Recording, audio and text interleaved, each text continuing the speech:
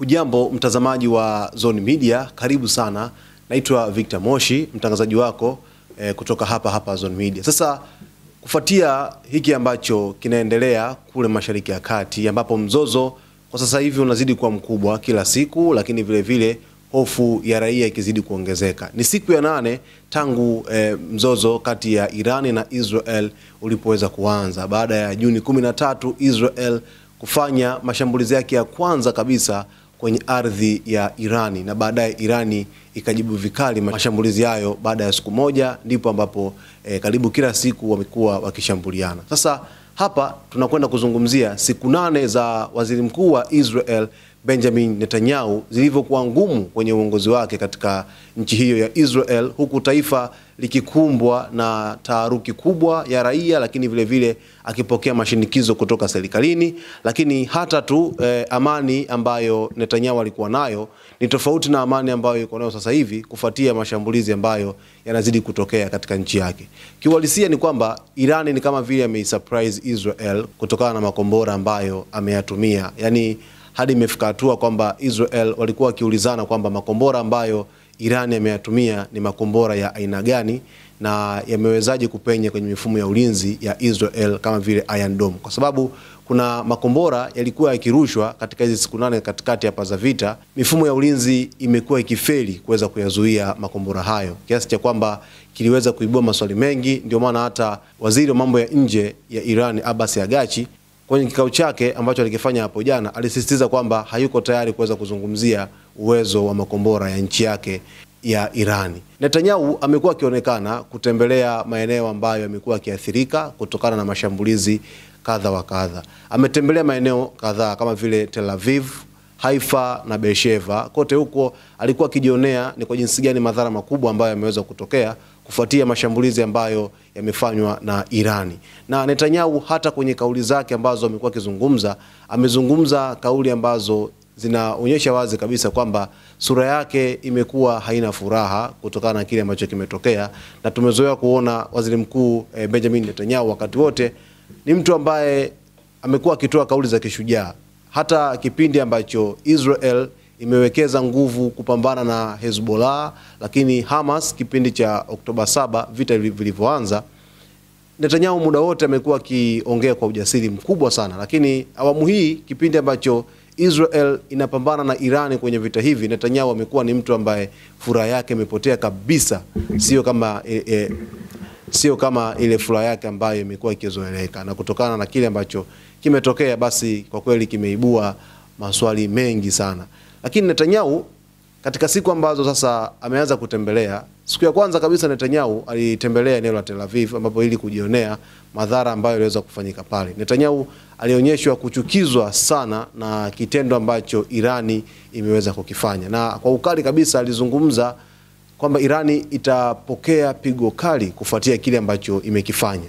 Lakini licha ya hivyo, Netanyahu pia akatembelea hospitali ya Soroka, ambayo hospitali hiyo ni moja kati ya eneo ambalo ni muhimu sana katika kusini mwa Israel, na ni hospitali ambayo imekuwa ikihudumia hata wanajeshi ambao walikuwa wakipata madhara kule kwenye vita vya Gaza, wamekuwa kirudishwa Israel na kupelewa katika hospitali hiyo ya Soroka kuweza kupata matibabu. Lakini Irani akaenda akapiga pale pale kwenye hospitali hiyo, lakini vile vile Irani alisema kwamba yeye alikuwa akishambulia kituo cha kijasusi karibu na hospitali hiyo. Kwa hiyo Netanyahu alipofika pale alizungumza wazi kwamba Irani imeweza kufanya ukatili wa hali ya juu. Aliwaita Irani ni magaidi, lakini vile vile ilifika hatua hadi kiongozi Ayatollah Ali Khamenei akaweza kuonekana ni gaidi kufuatia shambulizi hilo ambalo Irani waliweza kulifanya. Lakini licha tu ya hivyo, hata waziri wa ulinzi Israel Katz na yeye pia alizungumza wazi kwamba sasa ni wajibu wa Israel kuanza kutafuta uhai wa Ali Khamenei. Yani wanataka kuanza kumuondoa Khamenei duniani, kuanza kabisa harakati za kumuondoa Khamenei duniani kwa sababu ya kile ambacho amekitekeleza. Trump alizungumza akasema kwamba wanafahamu Khamenei alipo, lakini sio lengo kwa sasa hivi kwa ajili ya kuweza kumuua. Na Khamenei baadaye alikuja kuzungumza na kusema kwamba vitisho hivyo ni vya kipuuzi vyote ambavyo wanaviongea. Sasa baadaye Irani ikataka kuwathibitishia Israel kwamba yote ambayo yamekuwa kizungumzwa, basi wao wamekuwa ni watu wa vitendo, na ndio maana wakaweza kulipua hospitali, sehemu muhimu sana ambayo Israel kwa kweli ilipata pigo, na kile kitu ambacho kilifanyika pale basi kilimgusa kila mmoja katika serikali ya Israel, nikimaanisha viongozi, lakini vile vile hata raia pia nao waliumizwa sana na kitendo kile. Ndio watu wakaanza kusema kwamba labda Netanyahu alichokuwa anakifanya Gaza, kulipua hospitali, sasa kimempata yeye, nini ambacho anakifikiria, kama kuwaita wenzake magaidi, na yeye amekwisha fanya hivyo katika ukanda wa Gaza. Kwa hiyo ilikuwa ni siku ambayo ni pigo kiasi cha kwamba viongozi wote wa Israel wakacharuka sasa na kutaka Ali Khamenei aweze kuuawa na Israel. Netanyahu ni moja ya kiongozi ambaye alionyesha kukasirishwa mno na kitendo kile katika siku hizo 8 za vita. Licha ya hivyo tena, Netanyahu akatembelea kituo cha Weizmann. Weizmann ni sehemu ambayo ilipigwa na kombora na jeshi la walinzi wa mapinduzi ya Kiislamu la Iran la IRGC, ambapo baada ya siku kadhaa nyuma kuweza kushambuliwa katika kituo hicho cha utafiti wa kisayansi cha Weizmann, Netanyahu akapata nafasi ya kwenda kutembelea na kujionea kile ambacho kimeweza kutokea. Watu wanajiuliza kwamba Netanyahu katika uongozi wake nini ambacho alikifikiria kuweza kuanza kuishambulia Irani, kwa sababu Irani inaita kwamba ni uchokozi mkubwa ambao umefanywa na Israel. Lakini vile vile hata mataifa kama Urusi, China pamoja na Korea Kaskazini yote yamekuwa yakimshutumu Netanyahu kwa kuruhusu mashambulizi ya Israel kwenda katika nchi ya Irani, na imekuwa ikisema kwamba ni uchokozi mkubwa sana, na hata rais wa Korea Kaskazini Kim Jong Un aliita ni uhalifu wa kibinadamu ambao umeweza kufanyika na Israel kuishambulia Iran, kwa sababu Iran alionekana ni mtu ambaye ametulia, na kipindi kile anashambuliwa ilikuwa kwenye process au kwenye mchakato wa kuweza kuzungumza na Marekani kwa ajili ya mstakabali mzima wa jambo lake la nuclear nchini mwake. Ilikuwa ni Ijumaa tarehe 13 ameshambuliwa, lakini Jumapili tarehe 15 alikuwa anakwenda kukaa duru ya 6 kuweza kuzungumza sasa na mataifa hayo makubwa ya kimagharibi kwa ajili ya kuweza kujadili mustakabali mzima kuhusiana na sakata lake la kuweza kurutubisha uranium kwa wingi, huku hofu ikiongezeka juu yake yeye kumiliki silaha za nyuklia. Kwa hiyo waliita kwamba ni kitendo cha uchokozi ambacho Israel iliweza kukifanya kwenda kwa Irani, kwa sababu siku ambayo tarehe 13 walishambulia, waliua makamanda wa IRGC, lakini vile vile wakapiga sehemu za nyuklia, kituo cha Natanz na Isfahan pia kiliweza kushambuliwa, na maeneo mengine pia wakaweza kupiga ngome za kijeshi pale nchini Irani. Kwa hiyo Irani ikapata kama vile hasira zaidi, ndio maana hata mashambulizi ambayo yamekuwa yakifanyika yamekuwa ni ya kutisha. Ndio maana hata makombora ambayo yanatumika kwa ajili ya kuweza kuishambulia Israel yamekuwa ni makombora hatari. Kombora kama la Sejil ambalo lilionekana kuwa ni kombora hatari, na Irani ilitangaza kwamba kombora hilo ndio mara ya kwanza wanalitumia kwa ajili ya kuweza kumshambulia adui, japokuwa imekuwa ikitumia makombora kama ya Fatah na makombora mengine ambayo ni hatari kabisa ambayo imekuwa ikiyatumia. Kwa hiyo Israel ni kama vile imekuwa surprised, lakini siku 8 hizi za vita kati ya Israel na Irani, Netanyahu bado haelewi nini cha kufanya. Hiyo haitoshi. Bado Irani ikashambulia Mossad, yani makao makuu ya Mossad. Mossad ni shirika la kijasusi la Israel ambalo linahusika na utoaji wa taarifa nyeti katika masuala ya kiusalama nchini Israel. Inahusika kuchukua taarifa kutoka nje ya nchi lakini na kuzileta ndani ya nchi ya Israel. Na Mossad pia ni moja kati ya shirika ambalo ni hodari kwa ajili ya kuweza kuua wale viongozi ambao kwa namna moja ama nyingine wamekuwa wakisumbua Israel. Na Mossad hawa ni shirika ambalo linaogopeka hata Mashariki ya Kati kutokana na ufanisi wake mkubwa kwenye masuala ya kijasusi Mashariki ya Kati. Sasa hiyo haitoshi, ni kwamba Irani ikaamua kupiga katika makao makuu ya Mossad. Yani ni eneo muhimu sana katika Israel, lakini vile vile ni eneo muhimu ambalo linaifanya Israel hadi leo hii kubaki salama tokea miaka hiyo kwenye mizozo kadhaa ambayo ilikuwa inahusisha kanda ya Mashariki ya Kati. Teknolojia ya Irani ilionekana kuwa surprise kidogo. Kina Netanyahu walikuwa hawajui cha kufanya, walikuwa ni watu ambao wanawaza wakati wote nini ambacho kinajiri katika nchi yao, kwa sababu hawaelewi kitu gani ambacho kimewakuta kutokana na vita hivi. Ndio maana Netanyahu alikuwa akimsisitiza Trump kwamba aweze kuingia na kuwasaidia kufuatia mzozo huu, japokuwa Trump alisema kwamba yupo kwenye wiki 2 za kutafakari kuona kwamba ataingia moja kwa moja kwenye vita ama la hatoingia kwenye vita kati ya Israel pamoja na Iran. Japokuwa mataifa mengine yameonya jitihada za Marekani kutaka kuingia. licha ya kuwa kuna silaha ambazo ziliweza kusafirishwa moja kwa moja kutoka Marekani hadi Israel. Of course picha zilionekana, video zilionekana, mambo yakawekwa wazi kabisa, na taarifa kupitia mawaziri ziliweza kutangazwa, japokuwa bado haijathibitishwa rasmi kwa Marekani tayari imeingia kwenye vita, japokuwa wachambuzi wakubwa wa kidiplomasia duniani wanasema kwamba Marekani imeingia kwenye vita, lakini imekuwa kimsaidia Israel kupangua hata makombora na droni ambazo hazina rubani zinazoruka kutokea Irani kuja Israel. Sasa baada ya kupiga Mossad pale, Netanyahu pia alipata nafasi ya kuweza kuzungumza na makamanda wa Mossad pale.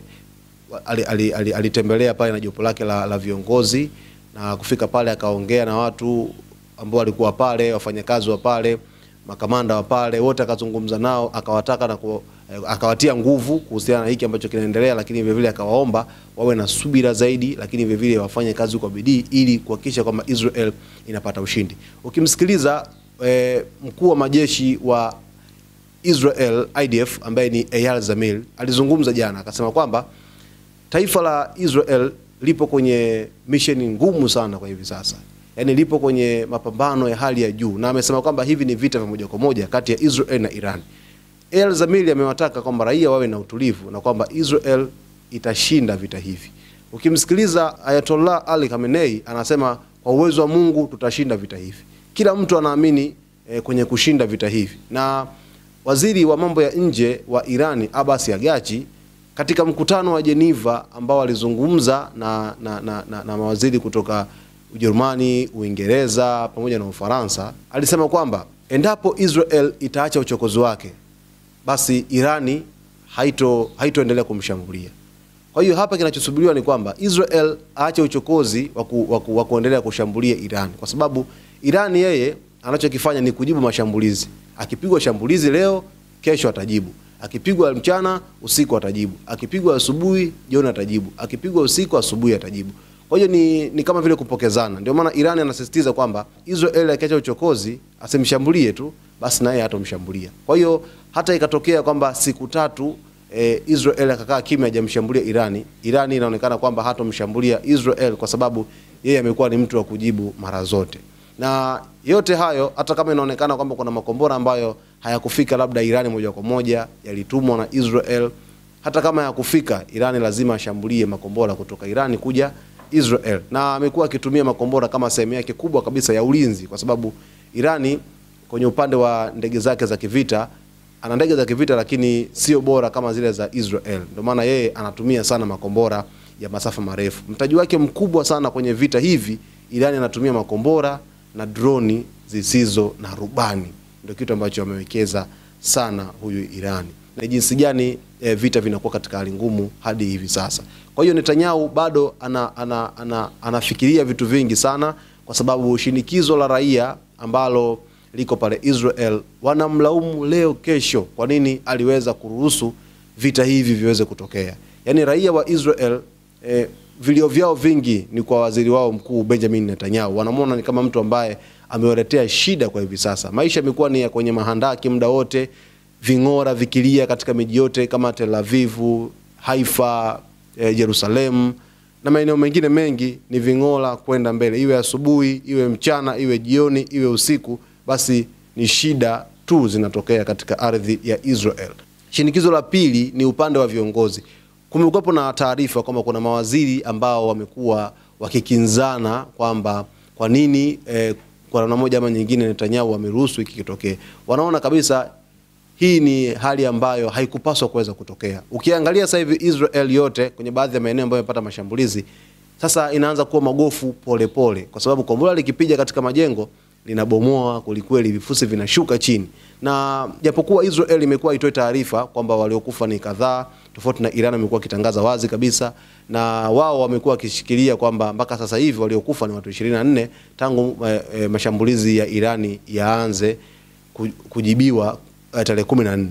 Wao wamekuwa wakitoa idadi ya majeruhi tu na kusema wengine wapo mahututi, wanaendelea vizuri, wanasaidiwa, idara itatoa taarifa. Kwa hiyo hakuna taarifa za moja kwa moja, na ambaye anajua kwamba namba halisi ya waliopata shida ni hawa hawa wamefariki. Kwa hiyo bado kuna mkanganyiko kidogo wa taarifa kutokea nchini Israel, kwa sababu vyombo vya Israel vimekuwa kidogo vimepewa sheria kali za kuweza kuripoti vita hivi kati ya Israel pamoja na Iran. Netanyahu ana vingi vya kujiuliza kwenye akili yake kutokana na hiki ambacho kinatokea kwenye ardhi yake, lakini vile vile ni kwa jinsi gani ya kuweza kukabiliana na nyakati zijazo, kwa sababu hiki kinachotokea sasa hivi ni mwanzo tu. Endapo labda kuna silaha zingine ambazo hazijatumika zikianza kutumika, inaweza kuwa hatari zaidi kwa Mashariki ya Kati, hatari zaidi kwenye ukanda mzima, kwenye dunia yetu hii, kwa sababu pia uchumi unaweza kuwa ni mgumu kwenye baadhi ya nchi, lakini kuna baadhi ya bidhaa zinaweza zikawa ni adimu kweli kweli kama mafuta na bidhaa zingine nyingi ambazo zinategemea ukanda wa Mashariki ya Kati. Sasa mtazamaji wa Zone Media,